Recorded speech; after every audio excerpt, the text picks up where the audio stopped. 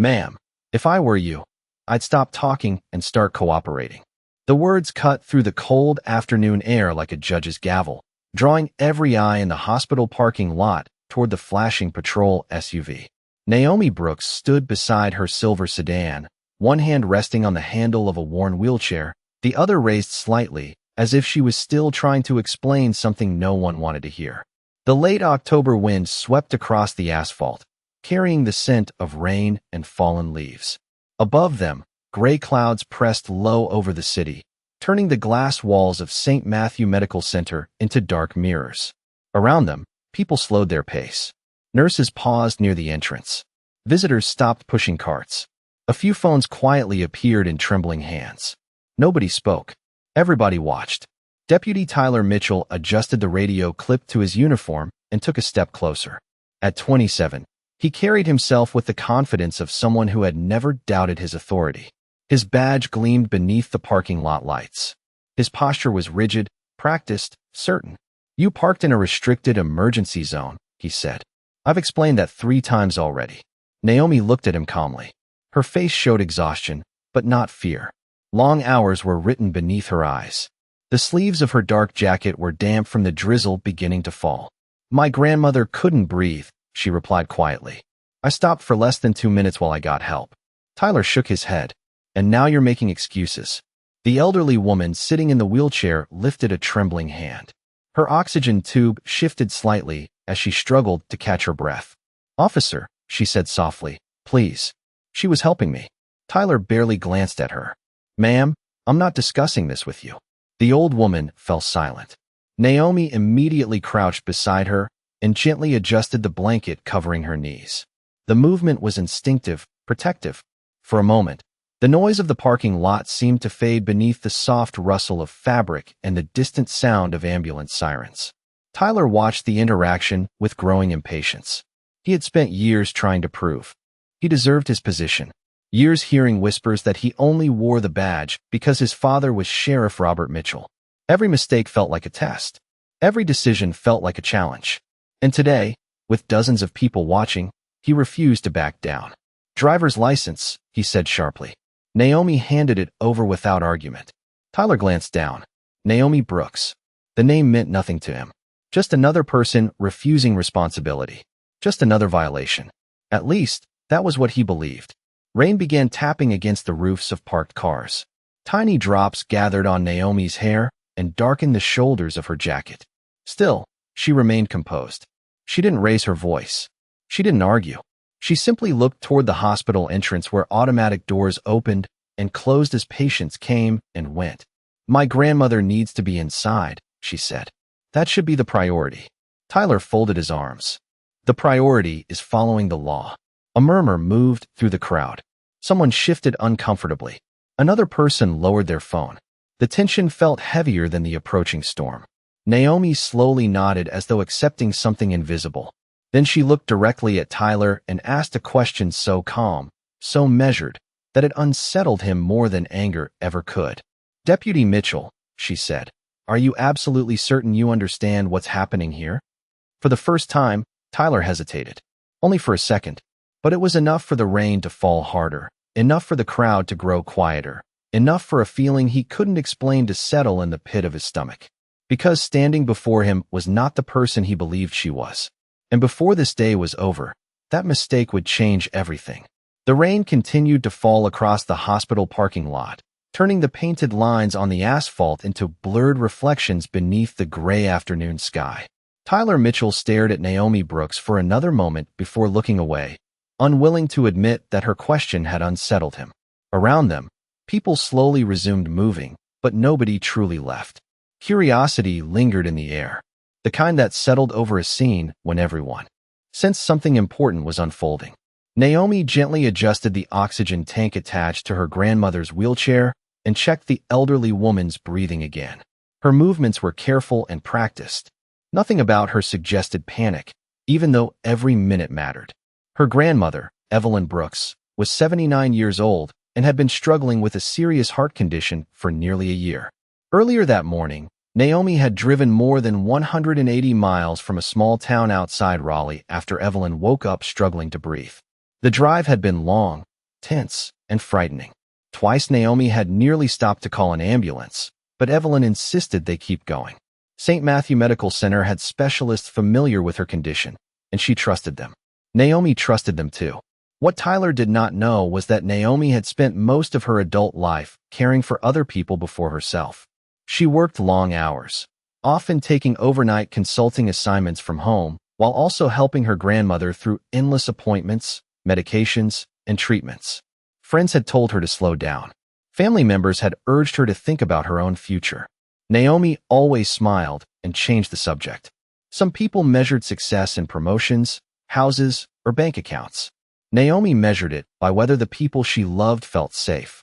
A gust of cold wind swept across the lot. Evelyn shivered beneath her blanket. Naomi immediately removed her own scarf and wrapped it around her grandmother's shoulders. The older woman smiled weakly. "You always worry too much," she whispered. Naomi knelt beside her. "That is because you keep giving me reasons to." Despite everything happening around them, Evelyn managed a faint laugh. It lasted only a second before exhaustion returned to her face. Tyler noticed the exchange. For reasons he could not explain, it irritated him less than it should have. The woman standing before him did not fit the image he had created in his mind. She was not loud. She was not hostile. She was not trying to turn the crowd against him. In fact, she seemed more concerned about her grandmother than herself. Still, pride would not let him reconsider. Not now. Not in front of everyone watching. He glanced at his patrol vehicle and then back toward the hospital entrance. Through the glass doors, a medical team pushed a stretcher across the lobby. The sight reminded him that emergencies happened every day. Rules existed for a reason. That was what he told himself. Yet something continued to bother him. Naomi's calmness. Most people became angry when challenged. Others became nervous. Naomi had done neither. She simply stood there beneath the rain as though she had already lived through harder days than this one. And somewhere deep inside, Tyler began to suspect that she had. The uneasy silence hanging over the parking lot shattered when a sharp voice called out from near the hospital entrance. "Somebody help her."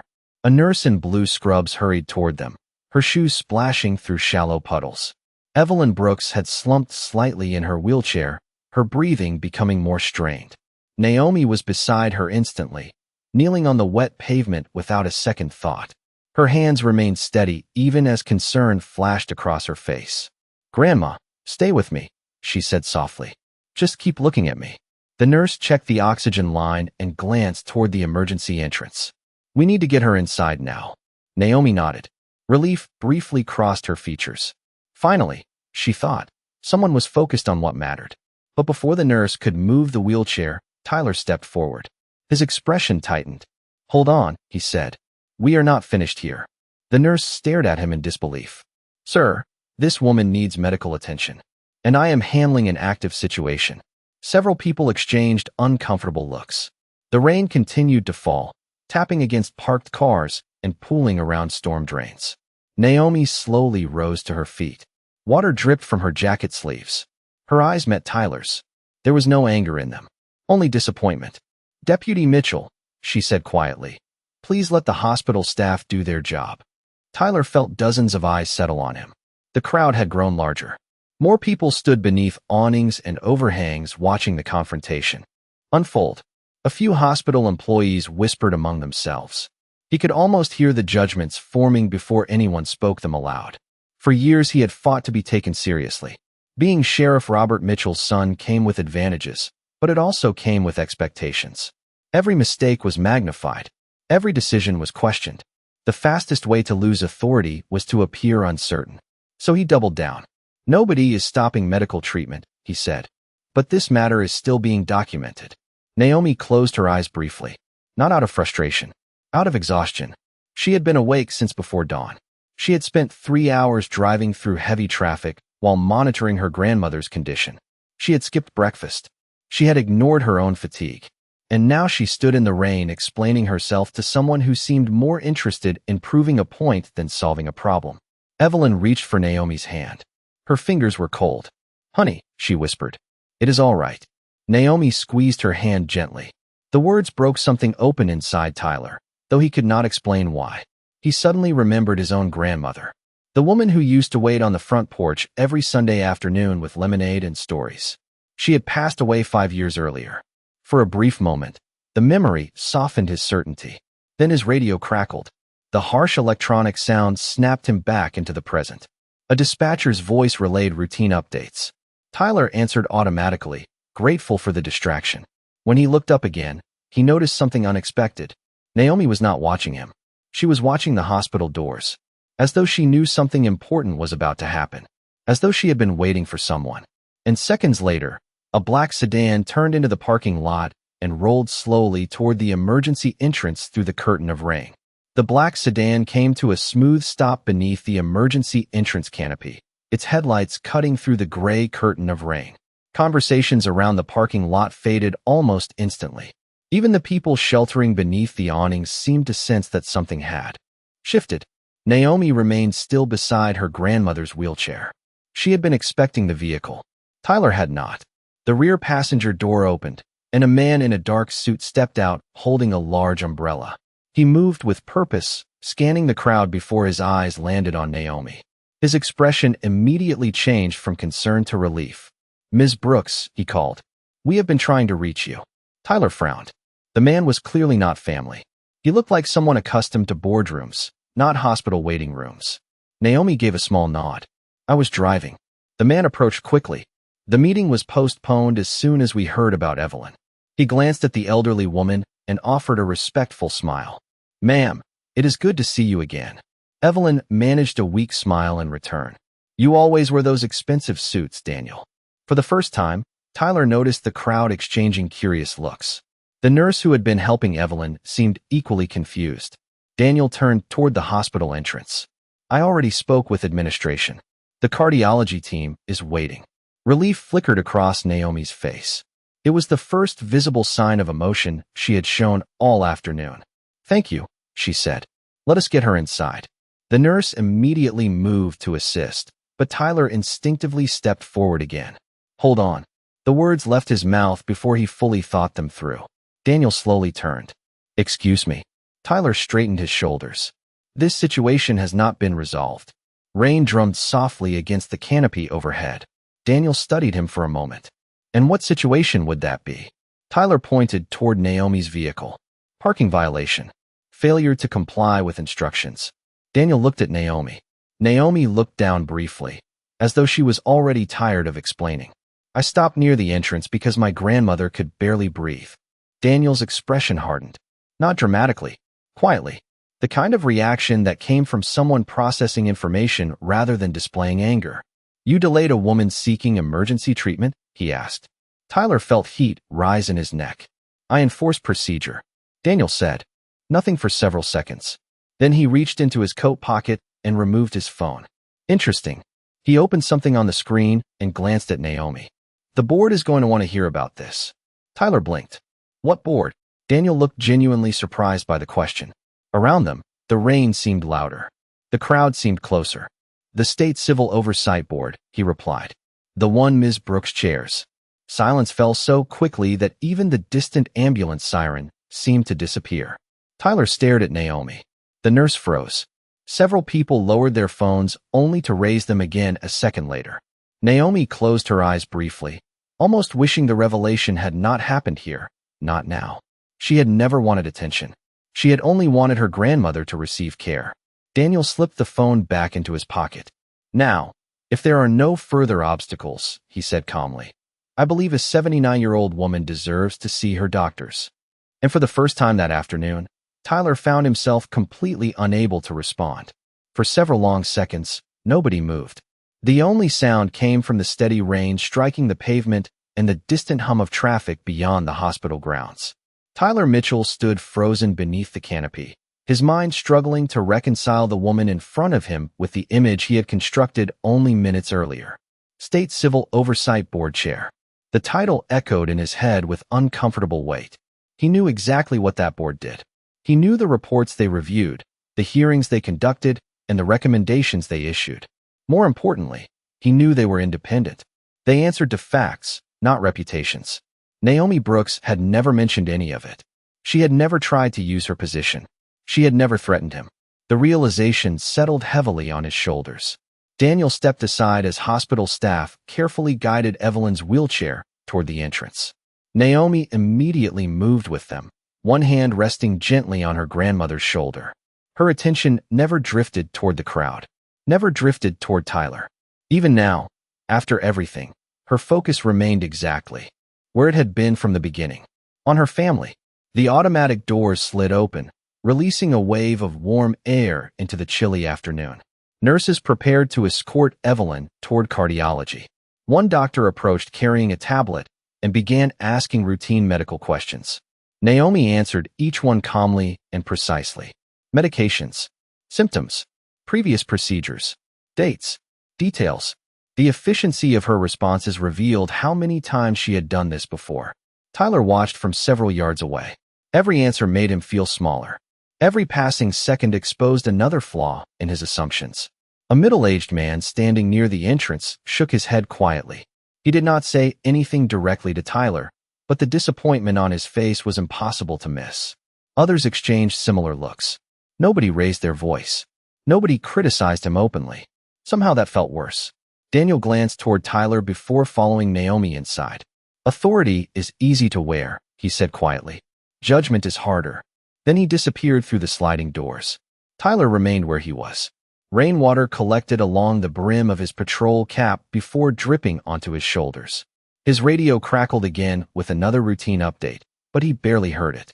His attention had shifted to the hospital lobby visible through the glass.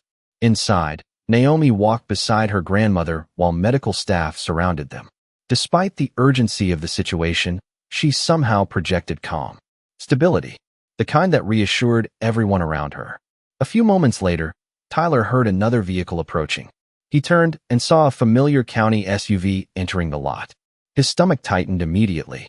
The driver was someone he recognized before the vehicle even stopped. Sheriff Robert Mitchell stepped out and closed the door behind him. The older man's expression was serious. Not angry, not confused. Serious. He had clearly arrived in a hurry. Rain soaked the shoulders of his jacket as he approached. Tyler, he said, tell me exactly what happened. For the first time all afternoon, Tyler found himself struggling to find the right words. Tyler opened his mouth, then closed it again. The answer that had seemed so simple 15 minutes earlier now felt tangled and incomplete. Rain rolled down the side of his patrol vehicle in thin silver streams, while Sheriff Robert Mitchell waited patiently beneath the gray sky. The older man had spent nearly 3 decades in law enforcement. He had learned long ago that hesitation usually revealed more than words. Start from the beginning, Robert said calmly. Tyler swallowed. I saw a vehicle stopped in a restricted emergency zone. I approached. I requested identification. She argued that her grandmother needed immediate care. Robert glanced toward the hospital entrance. Through the glass doors, he could see medical staff moving Evelyn deeper into the building. And then, Tyler shifted his weight. I followed procedure. The sheriff remained silent. It was the kind of silence that forced honesty into the open. Around them, the crowd had finally begun to thin. Visitors returned inside. Nurses resumed their duties. The storm was easing, leaving behind a damp stillness that seemed to settle over everything. Did she threaten you? Robert asked. No. Did she refuse to identify herself? No. Did she become disruptive? Tyler looked away. No. Robert nodded slowly. Each answer seemed to deepen the lines around his eyes. He removed his hat and ran a hand through his graying hair. Then what exactly were you trying to prove? Tyler felt the question land harder than any criticism. Because deep down, he already knew the answer. He had wanted to be right. He had wanted people to see him as strong. He had wanted to show that being the sheriff's son did not earn him special treatment. Ironically, that desire had blinded him to the one thing his father valued most: judgment. Across the parking lot, puddles reflected the pale hospital lights beginning to glow against the approaching evening. Robert followed his son's gaze before speaking again. Do you know the first lesson my father taught me when I became a deputy? Tyler shook his head. He told me that a badge is not a tool for winning arguments. It is a responsibility to solve problems. The words hung in the cool air. Tyler remembered hearing similar lessons growing up, but hearing them now felt different. More personal. More painful. Robert looked toward the hospital again. That woman spent the entire afternoon trying to help her grandmother. His voice softened. And from everything I have heard, she treated you with more patience than most people would have. Tyler lowered his eyes. For the first time that day, he truly saw the situation through someone else's perspective. Not through procedure. Not through pride. Through humanity. The realization settled heavily in his chest. Inside the hospital, beyond the glass, Naomi appeared briefly at the end of a corridor. She was sitting beside Evelyn's bed, holding the older woman's hand while doctors moved quietly around them. Even from a distance, there was something peaceful about the scene. Robert noticed it too. Then his expression suddenly changed. His eyes narrowed slightly, as though a distant memory had surfaced without warning. He stared through the glass for several seconds. Naomi Brooks, he murmured. That name sounds familiar. The words lingered in the damp evening air long after Robert spoke them. Tyler looked at his father, confused. You know her? Robert did not answer immediately. His eyes remained fixed on the hospital corridor visible through the glass. Somewhere beyond those walls, Naomi sat beside her grandmother, completely unaware that an old memory was beginning to surface. Robert took a slow breath.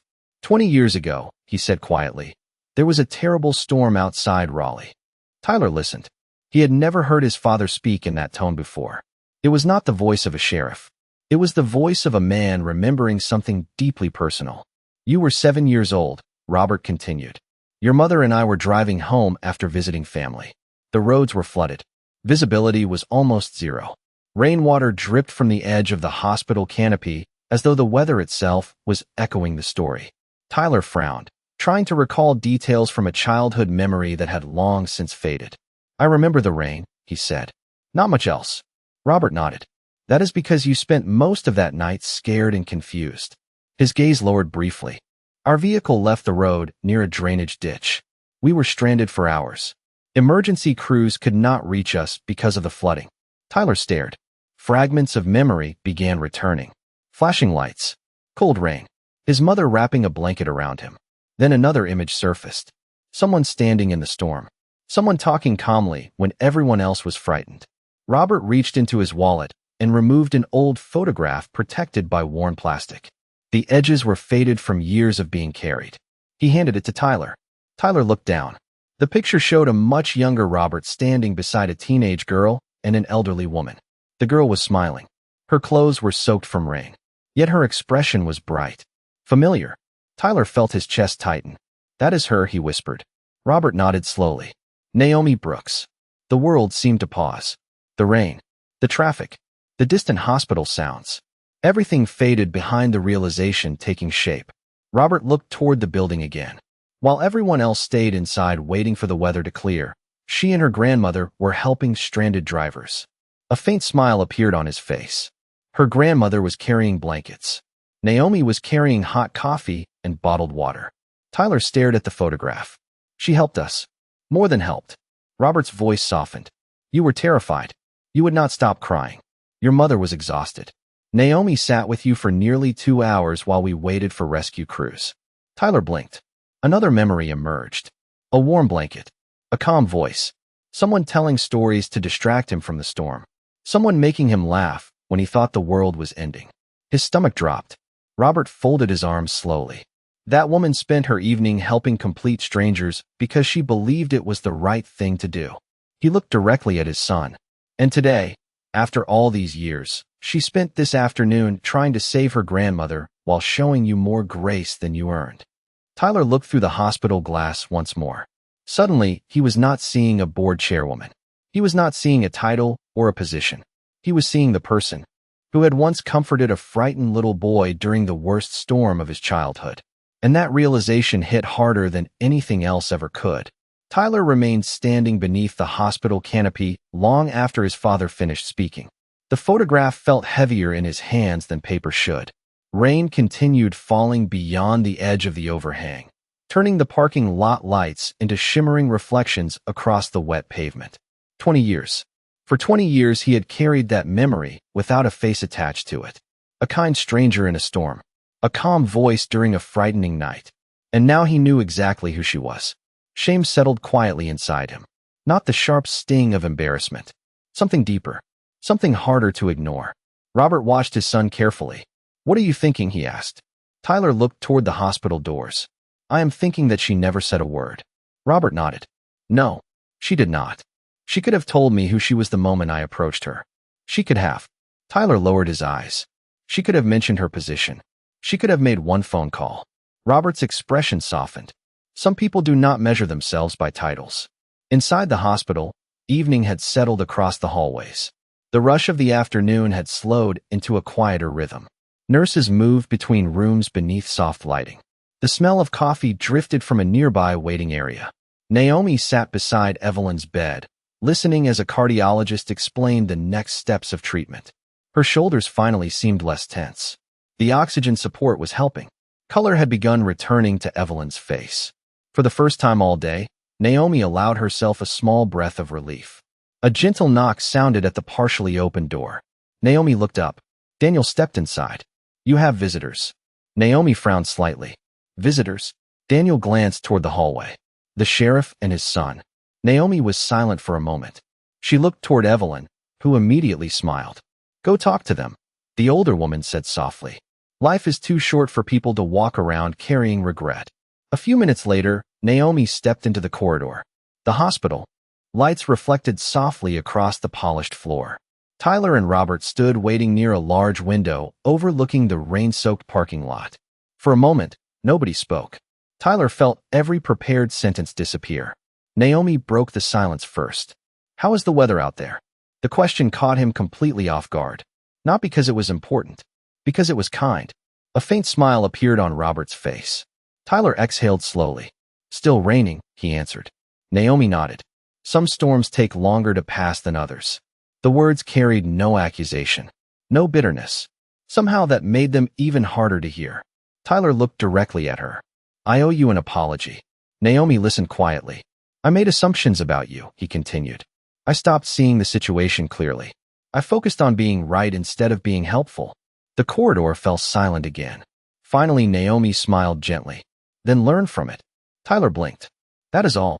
That is enough." She glanced toward Evelyn's room. "People make mistakes. What matters is what they become afterward." For the first time since the afternoon began, Tyler felt something inside him ease. Not because he deserved forgiveness, but because it had been offered anyway. The rain finally stopped sometime after sunset. Outside the hospital, the parking lot glistened beneath rows of amber lights, each puddle reflecting a quieter version of the storm that had passed. Inside, the cardiology floor had settled into the gentle rhythm of the evening. Machines hummed softly. Nurses moved through the hallways with calm efficiency. Through the window of Evelyn Brooks's room, the city stretched into the distance beneath a blanket of low clouds and scattered lights. Naomi sat beside her grandmother, holding a warm paper cup of coffee she had barely touched. Evelyn was resting comfortably now, her breathing steady at last. For the first time all day, there was no urgency in the room. No arguments. No pressure. Only peace. A soft knock came from the doorway. Naomi looked up and found Tyler standing there alone. He was no longer wearing the rigid expression that had followed him through the afternoon. The confidence that once seemed so certain had been replaced by something quieter, something more honest. In his hands was the old photograph Robert had shown him. Tyler stepped inside slowly. "I thought you might want to see this." Naomi took the photograph and stared at it for several seconds. Then a surprised smile appeared on her face.